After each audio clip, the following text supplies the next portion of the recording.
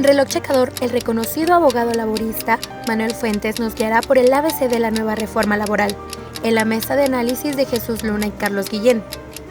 El tema reviste una importancia de primer orden al representar un cambio de fondo en las relaciones de trabajo de millones de mexicanos y el nacimiento de un nuevo modelo sindical donde los trabajadores podrán ejercer su voto libre, directo y secreto para elegir a sus representantes. Esto y más hoy aquí en el Reloj Checador de Cananea TV. No se despegue de nuestra emisión porque recuerde que la lucha sigue.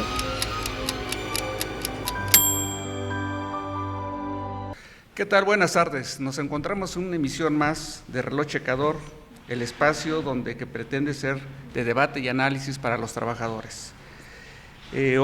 Por el momento no se encuentra nuestro compañero Carlos Guillén, pero en un momento más se podrá incorporar. Hoy contamos con la presencia de un distinguido abogado, el doctor Manuel Fuentes Muñiz. El decir toda su semblanza en los años que lleva como abogado, no terminaríamos, que necesitaríamos más de un programa. Entonces nomás daré una referencia muy breve. Él fue presidente de la Asociación Nacional de Abogados Democráticos, es profesor en la Universidad Autónoma Metropolitana, investigador, además escribe para distintos medios de comunicación, entre ellos La Silla Rota, y es un destacado académico, pero sobre todo un gran amigo de los trabajadores y de todo el que se acerca para pedir una opinión. En esta ocasión trataremos un tema de vital importancia para los trabajadores, que es el que conozcamos sobre la reforma que se hizo a la Ley Federal del Trabajo, pero no que la conozcamos en su articulación, sino el impacto que puede tener o los beneficios que pueden tener los trabajadores a partir de esta reforma. En el medio del litigio y en el medio sindical se han abierto muchas opiniones de diverso calibre.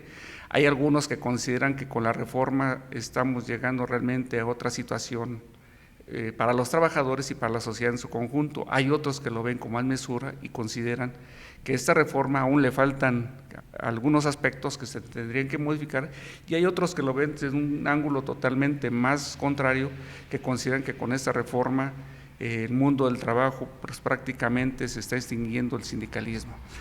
Por eso es de vital importancia la opinión del doctor Manuel Fuentes, a quien le damos la bienvenida y el agradecimiento por brindarnos su espacio y su conocimiento, doctor. Muchas gracias. Gracias. Una primera pregunta que resultaría, doctor Fuentes, ¿realmente con esta reforma estaremos entrando a un mundo en donde podamos decir que se va a aplicar la justicia? Bueno, realmente sería la intención de la reforma.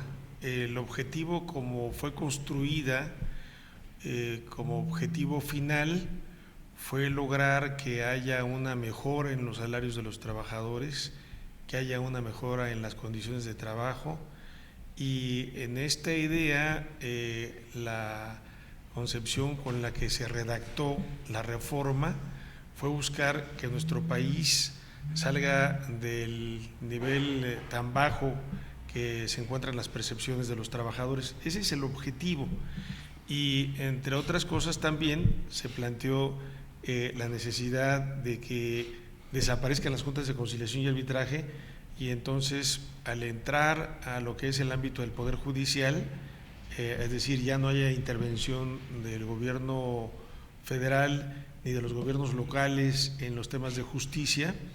El objetivo sería que pudiera haber una real y auténtica justicia para los trabajadores. Ese es el objetivo con el que se impulsó la reforma a la Ley Federal del Trabajo. El problema es que hay una serie de obstáculos, de problemas que se tienen precisamente ya en los detalles de lo que es la reforma laboral. Podríamos decir que en los detalles está el diablo, porque finalmente si no observamos de manera particular ya las formas como se intenta impulsar estos objetivos, podríamos decir que tiene enormes dificultades para que pudiéramos afirmar que esta reforma lograría el fin, esta ansiada justicia laboral. Mi punto de vista es de que no se logra al menos en un paso como está plasmada, ese objetivo, y que incluso pudiera ser un retroceso importante, no solamente para el movimiento obrero en general, sino para los trabajadores, para sus derechos, para sus percepciones, la problemática me parece a mí que la pudiéramos dejar así como en el escenario que podamos presentar de manera inicial. Muy bien, mucho también se ha comentado, o uno de los discursos que más se oye con frecuencia es el de mencionar que con la desaparición de las juntas locales y pasar al Poder Judicial, es decir, a través de juzgados, los nuevos procedimientos laborales, se iba a terminar con la corrupción que existe en las juntas, tanto locales como federales. ¿Realmente se terminará la corrupción en la impartición de justicia? No creo que esto pueda lograrse, porque finalmente el tema de la corrupción es un escenario en el que se pueda estar comprando la decisión de un juez. A diferencia de lo que es la estructura de las juntas de conciliación y arbitraje, que está, dijéramos, en un escenario tripartito, el presidente, el representante obrero y del capital, y además hay una serie de funcionarios, secretarios de acuerdos, auxiliares del presidente de la Junta de Conciliación y Arbitraje. Ahora quien va a determinar el tema de las sentencias que se van a emitir va a ser un juez. Y en efecto, el tema de la corrupción no es un tema que pueda estar vedado, ningún sistema está blindado para que se pueda dar esta circunstancia, porque no hay visores, no hay manera de que pueda haber una cuestión como de auditores legales para verificar si la resolución del juez es impecable o no, o tiene un punto de interés o un conflicto de interés en un momento determinado. Entonces tampoco diríamos que esta reforma blinda la corrupción, sino que entra a un escenario unipersonal de un juez que es el que va a resolver un escenario así. Más adelante explicaremos de que la estructura de este nuevo modelo procesal tampoco es un modelo procesal que busque la tutela del trabajador, que tenga un carácter social, sino que este modelo procesal tiene una estructura como la que uno pueda tener cuando va uno a pelear que se ejecute una letra de cambio, o que hubo un problema con un tema de compraventa de una casa, un tema de un cheque no cobrado, además en el ámbito comercial o demás, en donde son un tema de iguales. Es decir, esa misma estructura nos la vamos a encontrar ahora en el ámbito laboral. Entonces, por principio de cuentas, nos encontramos con esa problemática. Claro. También no sé si usted tenga la misma percepción, se ha abierto mucha discusión, muchas expectativas en torno a la posibilidad de que haya democracia en los sindicatos, de que desaparezcan los sindicatos corporativos que se conocían o se conocen, de que desaparezcan los llamados sindicatos y los contratos de protección. Pero muy poca atención se le ha dado también a una parte del derecho que es en los asuntos individuales, que es donde concurren la mayor parte de los trabajadores en muchas de las ocasiones. ¿Cuál sería tu percepción, doctor, en este campo, separando las dos cuestiones, porque yo creo que se tendrían que ver por separado, pero sobre todo en una primera parte los trabajadores así en lo individual, que actualmente concurren a una junta, ya sea federal o local, presentan su demanda, sabemos todos los vaivenes que tiene ahorita presentar demandas y que se resuelven las mismas, pero con el nuevo procedimiento, ¿qué expectativas, qué se espera para los trabajadores en este nuevo procedimiento que se acaba pues ya de reformar? Bueno, es una pregunta muy amplia, muy compleja, porque yo quisiera partir de lo último que comentas sobre el tema de esta parte procesal. La parte procesal es la manera como uno puede ir a un juzgado, me violaron un derecho, no me están pagando mi aguinaldo, fui despedido, a lo mejor no están reconociéndome un tema de una antigüedad, y entonces el trabajador para acudir allí tiene primero que ir a una instancia obligatoria previa, que es una oficina de conciliación.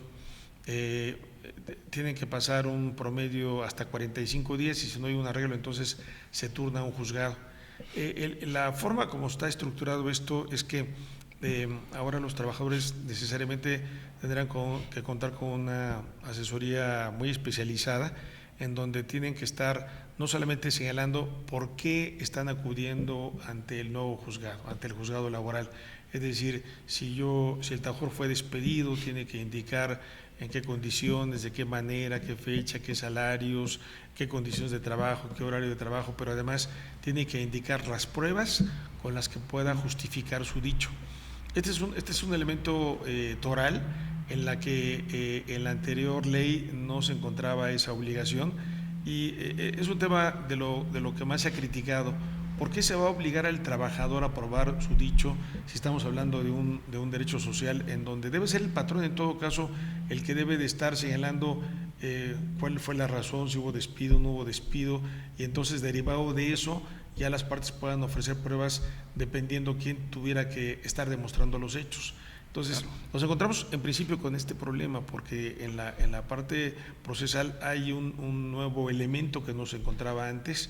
Te quiero decir de que podía ocurrir en una demanda que el trabajador de principio pudiera presentar su demanda y en la primera audiencia pudiera modificar algunos de los hechos que motivó la demanda. A lo mejor hubo algún error en lo que fue el salario o a lo mejor alguna precisión que tuviera que hacer o probablemente a lo mejor una omisión en cuanto al pago de alguna prestación que no se hizo.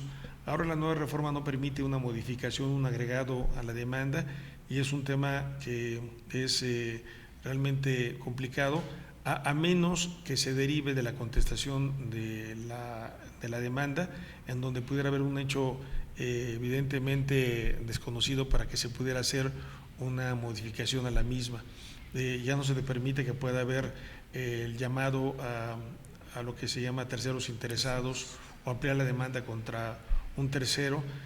A lo mejor estamos hablando de una empresa subcontratista y el trabajador dice, pues yo estoy laborando para tal empresa de alimentos, pero sucede que la empresa de alimentos dice, pero es que yo no soy tu patrón es otra empresa.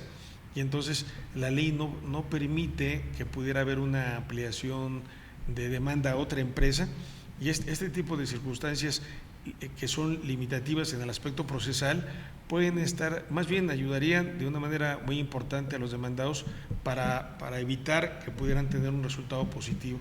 Esa es la parte procesal muy delicada que estaríamos observando. Ahora, hay una de tus preguntas en el sentido de que si esta reforma va a lograr una democracia en el ámbito de los sindicatos.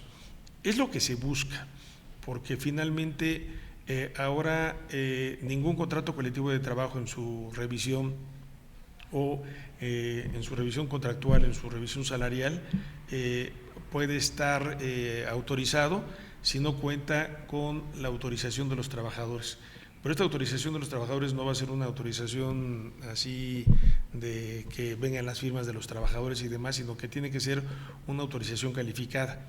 Es decir, los trabajadores tienen que, o el sindicato tiene que demostrar que a los trabajadores se les consultó de manera libre, de manera personal, en forma secreta, pero ahora hay un elemento que debe ser en forma directa.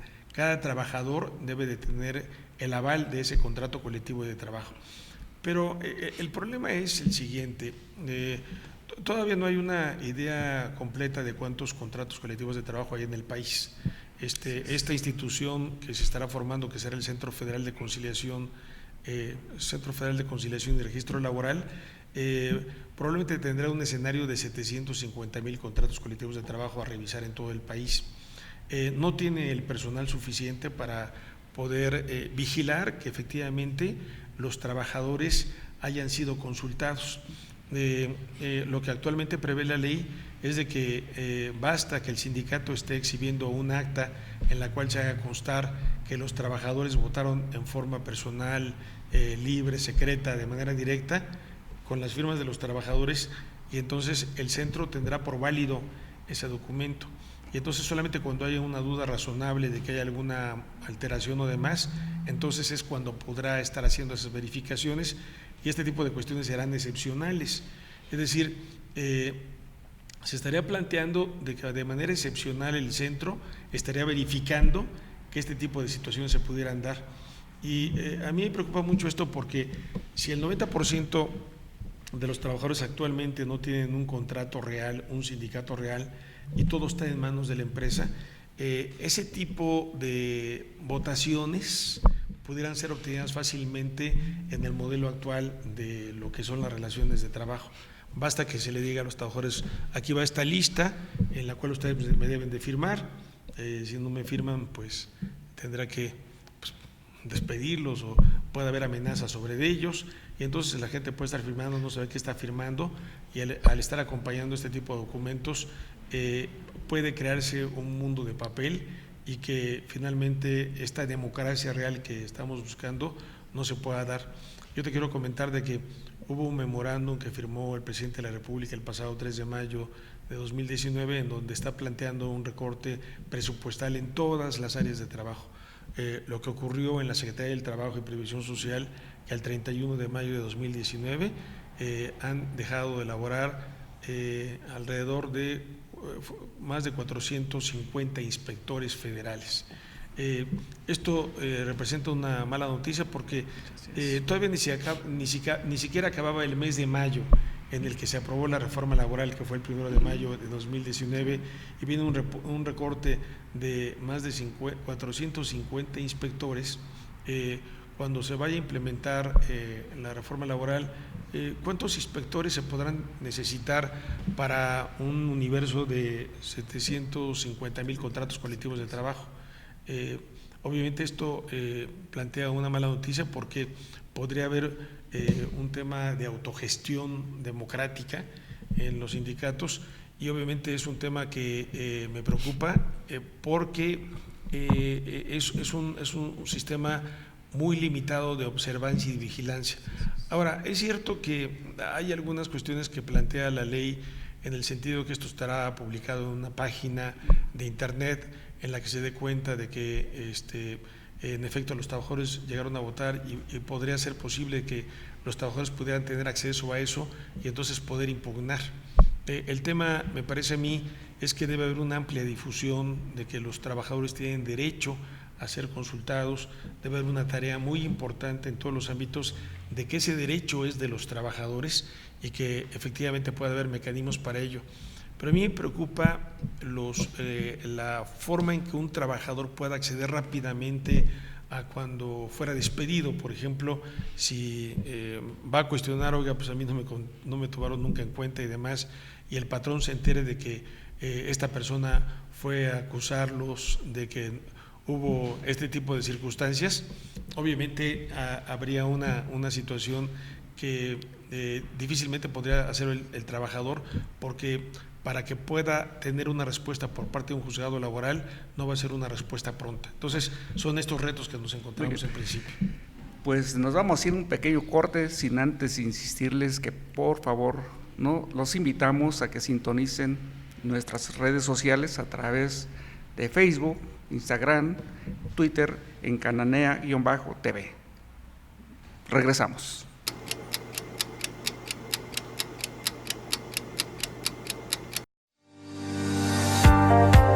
Soy Erika Victoria, y en 30 minutos le daré las noticias más relevantes que usted debe de conocer de los movimientos sindicales y sociales del país y del mundo. Acompáñanos en Cananea Noticias, porque la lucha sigue.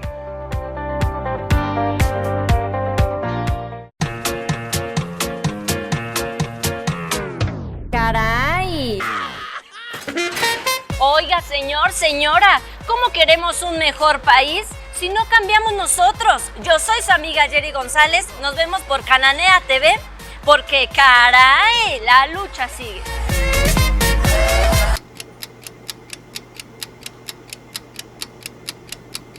Muy bien, pues estamos nuevamente aquí con nuestro amigo el doctor Fuentes, tratando el tema de la reforma a la Ley Federal del Trabajo, sus impactos, beneficios, consecuencias que pueden tener el mundo del trabajo y los trabajadores. Sin duda, Es una invitación para que todos podamos poner atención, porque en los próximos meses ya estaremos viendo los cambios, bueno, meses, años todavía, yo creo que van a tardar para que se implemente bien esto, pero ya desde ahorita es interesante e importante que los trabajadores conozcamos cuál va a ser el posible devenir y sobre todo que podamos organizarnos para cambiar lo que consideremos que debe cambiarse dentro de lo que quedó del cuerpo de la Ley Federal del Trabajo. De lo que comentabas, doctor Fuentes, me queda una inquietud más. Podría pensarse que entonces, con el nuevo procedimiento, estamos hablando de un posible filtro en el cual los trabajadores necesariamente van a tener que pasar por primero una parte que es el conciliatorio, para poder ver si se da un arreglo y si no, después determinar que pase un juzgado. ¿Es así? Así es. Y después en el juzgado, pues prácticamente vamos a estar en una condición de iguales, porque ya el trabajador va a tener que ofertar sus pruebas que muchas de las ocasiones en muchas de las empresas, lamentablemente, considero yo, principalmente en las medianas y empresas pequeñas, pues no proporcionan ni los documentos ni dan por escrito, aún como lo señala la ley, un despido o una sanción, pero va a tener que ofertar las pruebas del trabajador, con lo cual si no las presenta, pues puede estar en un estado de indefensión total, creo yo, que es un segundo filtro. Pero la parte más importante aquí es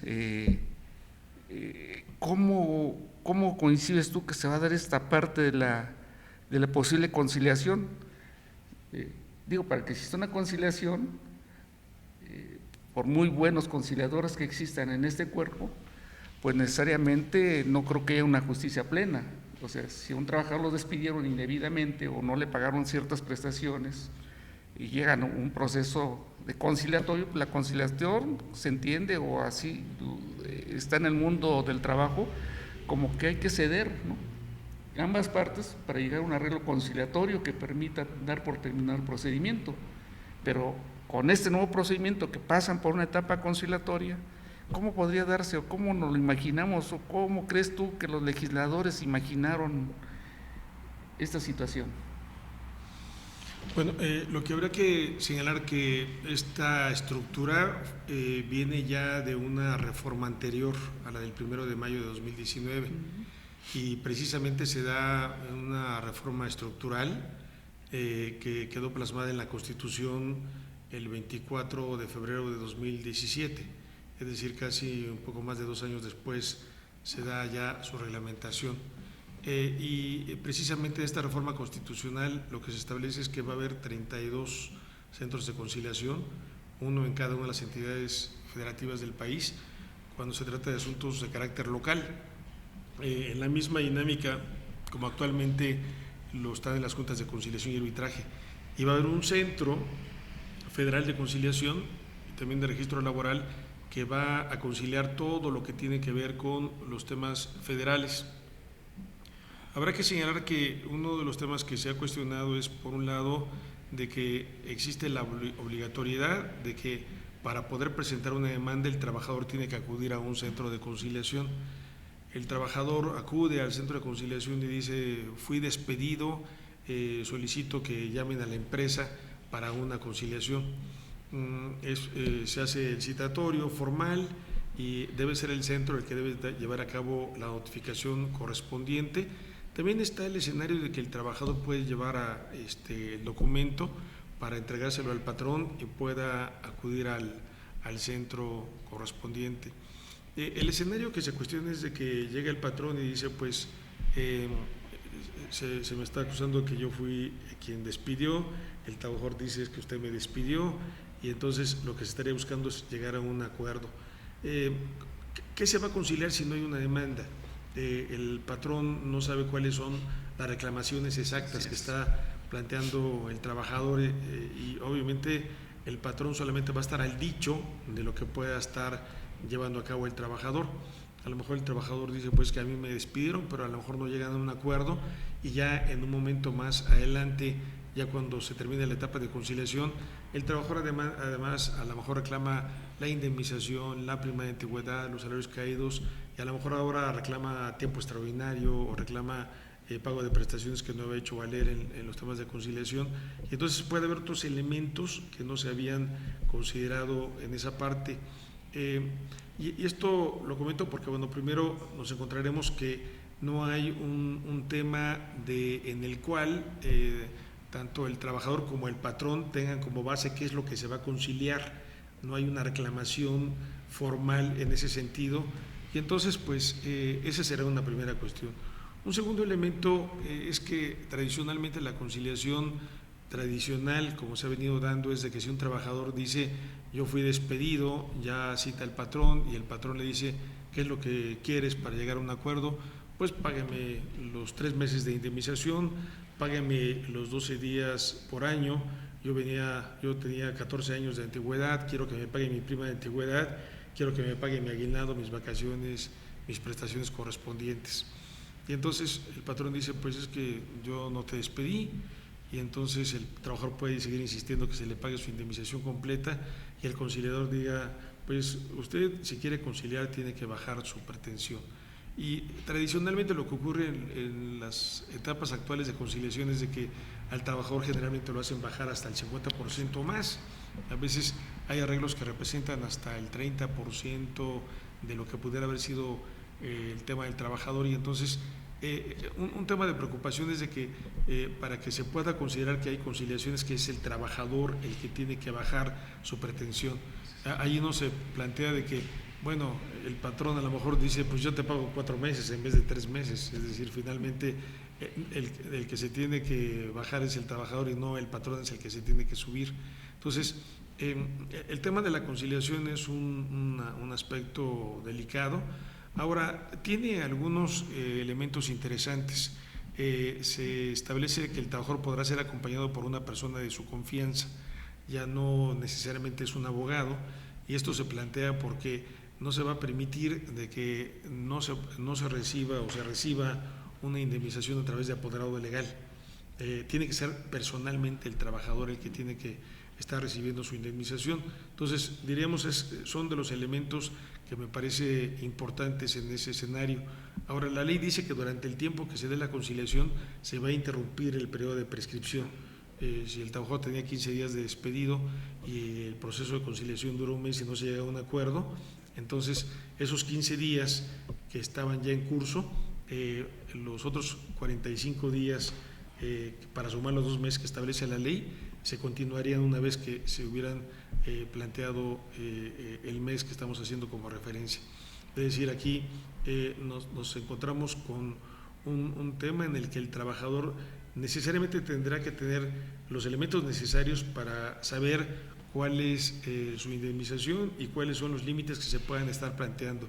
Pero si observamos que nos podemos encontrar en una especie de conciliación punitiva, porque finalmente el trabajador va a estar en un escenario en el que se le va a estar prácticamente obligando a que busque una conciliación, si no tendrá que ir a este laborioso proceso de contencioso ante un tribunal laboral y lo que son los juzgados laborales.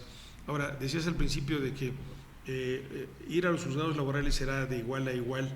A mí me parece que será de desigual a igual, porque finalmente el patrón tiene más ventajas, tiene más elementos de prueba, el trabajador tendrá que estar ofreciendo pruebas desde un inicio, cuando debe ser el patrón el que debe tener la carga probatoria por razón natural de que él es el que tiene los mayores elementos para poder acreditar un salario, unas condiciones de trabajo, los motivos de la separación y demás. Entonces, en ese escenario, el tema no es tan igual, porque además la carga probatoria que ahora queda para el patrón no se expresa en el mismo sentido para los temas de riesgos de trabajo u otro tipo de prestaciones supralegales en donde el trabajador tendrá la carga probatoria. Entonces, son estos primeros elementos en el tema de la conciliación que nos podemos encontrar. Muy bien. Por una falta inexcusable de mi parte, no presenté al compañero Carlos Guillén. Le pedimos una disculpa por esta falta y que, bueno, aprovechando que ya está presente con nosotros, no sé si quisiera Pues sí. Hacer una opinión o una pregunta al doctor Fuentes. Una pregunta, se ha hecho bastante propaganda, yo diría propaganda, en torno al asunto de la democracia sindical, por un lado, pero por otro lado también ha habido una fuerte reacción por parte de los sindicatos corporativos, bueno, los sindicatos charros, en el sentido de plantear que va a ser muy complicado el que haya diversos sindicatos, etcétera. En efecto, sin embargo, me parece que habría que tomar en consideración que hay casos donde ya existen diversos sindicatos o donde es justificable. Por ejemplo, tenemos el caso de la aviación, donde existen el sindicato de pilotos, el sindicato de sobrecargos y el sindicato de trabajadores de tierra.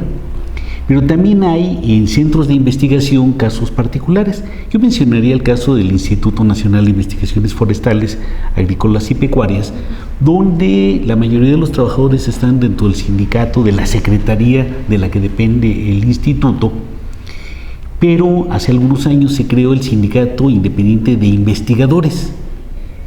Es curioso porque los trabajadores administrativos y demás están en el apartado B y los trabajadores investigadores están en el apartado A. O sea, es un caso especial, pero sí hay razones que hacen muy distinto el trabajo de los investigadores al trabajo del resto del personal. En este caso, ¿hay cambios? ¿No hay cambios? ¿Y qué implicaciones tendría el que, por ejemplo, en este sector surjan nuevos sindicatos? Sabemos también que se está formando un sindicato de investigadores en el caso de los institutos de investigación del sector salud. ¿Qué pasa en estos casos? Bueno, lo que habrá que comentar es de que la ley laboral como tal no plantea necesariamente que pueda haber un cambio en el tema de que pueda haber o no más de un sindicato en un centro de trabajo. Esto ya está previsto en la ley y diríamos que antes de la reforma laboral hay centros de trabajo que tienen 5 sindicatos o 7 sindicatos y demás, pero finalmente aquí en este modelo que se está planteando solamente va a ser el titular del contrato colectivo de trabajo, es decir, el que tenga la mayoría de los trabajadores, el que va a revisar el contrato colectivo de trabajo, el que va a revisar el salario, el que va a demandar el cumplimiento a un contrato colectivo de trabajo cuando éste sea violado, y no así el resto de los sindicatos. Pero lo que habrá que llamar la atención es de que ahora el proceso, que de acuerdo a esta reforma será comandado por el sindicato titular, quisiera poner el ejemplo de una revisión salarial. Se da un escenario en el que el sindicato emplaza a huelga por revisión de salario. Ahora tiene la obligación el sindicato de estar acompañando una copia certificada del anterior contrato colectivo de trabajo o un documento en el cual está acreditando que en efecto ya hay un contrato colectivo de trabajo. Se le dé trámite al emplazamiento a huelga, se señala la audiencia de conciliación y para que pudiera él estar ratificando un estallamiento de huelga o bien para estar validando un convenio, necesariamente tendría que estar acreditando el sindicato y el patrón que cuenta con la aprobación de la mayoría de los trabajadores del centro de trabajo. Y entonces esta mayoría es una mayoría que tiene que ser calificada, es decir, no es una mayoría simplemente con levantar la mano de más, sino que tendrá que acreditarse que es un voto libre, personal, secreto, pero además con un agregado que tiene que ser un voto directo. Entonces tendrá que llevarse a cabo esta consulta que se le llama ahora en la ley, y realizada la consulta se aprobará el convenio, pero esta consulta se puede hacer para todos los trabajadores y es posible que los trabajadores pertenezcan a 2 o 3 sindicatos. Y claro, la consulta no se va a hacer a los sindicatos, sino a los integrantes de los sindicatos y va a ser independientemente de esta circunstancia. Entonces, dijéramos, en ese escenario, así sería este modelo. Ahora, del ejemplo que tú planteas es una cuestión distinta. Derivado de una cuestión que nació la Ley Federal de los Trabajadores al Servicio del Estado, el artículo 1 de la misma establece todavía, porque eso no se ha reformado, que los organismos públicos descentralizados serán del apartado B. Y así estuvieron en el apartado B hasta el año de 1990, en el que hubo una jurisprudencia que estableció que los organismos descentralizados deberían de estar en el apartado A, pero lo que ocurrió es de que en muchos organismos de esta naturaleza las condiciones generales de trabajo que se quedaron depositadas en el Tribunal Federal de Conciliación y Arbitraje, y en el ámbito individual los trabajadores ahora están en el apartado A. Diríamos, en el ejemplo en el que tú estás planteando de que los administrativos están operando en el apartado B, realmente es un tema de costumbre, porque realmente ellos tendrán el derecho a pertenecer al apartado A. En ese tipo de instituciones se aplicaría el nuevo modelo, en donde para que pudiera ser válido una revisión salarial o una revisión contractual, necesariamente tendrían que votar todos los trabajadores que están vinculados al contrato colectivo de trabajo. Seguramente aquí van a ser denominadas condiciones generales de trabajo, que de acuerdo a la jurisprudencia, ese tipo de condiciones generales de trabajo equivalen a un contrato colectivo de trabajo. Entonces, allí, en ese centro, los trabajadores a los que les beneficie esas condiciones generales de trabajo van a votar, y si los administrativos reciben beneficios de esas condiciones generales de trabajo, el resto de los trabajadores también, va a ser un escenario que va a plantear para poner a consideración a ellos si están de acuerdo o no con la revisión que hizo el Comité Ejecutivo y la institución. Entonces va a plantear temas interesantes, porque allí el trabajador va a ser consultado, pero yo quiero llamar la atención de que con esta reforma desaparece la Asamblea General como el órgano máximo de autoridad de los sindicatos. Ya no una acta de asamblea va a ser la base de referencia para aprobar una revisión de contrato, una revisión de salario, violaciones al contrato colectivo de trabajo o para elegir dirigentes, sino que se da a través de esta consulta, y lo que ocurre es que surge una nueva figura que yo le llamo individualidad colectiva. El trabajador de manera individual tendrá que expresar su voluntad en este sentido, y bueno, obviamente allí habrá un escenario de que esta individualidad puede estar incluso bajo una posición que pueda estar afectando o beneficiando a una mayoría colectiva. Allí el trabajador, pues cada uno tendrá que estar velando por sus intereses personales. Entonces se presenta un nuevo fenómeno en la cuestión colectiva en la que estamos trabajando. Doctor, hay tiempos para esto, ¿no? Incluso me parece son 240 días a partir de la entrada en vigor de la ley que se tiene para ir modificando estatutos.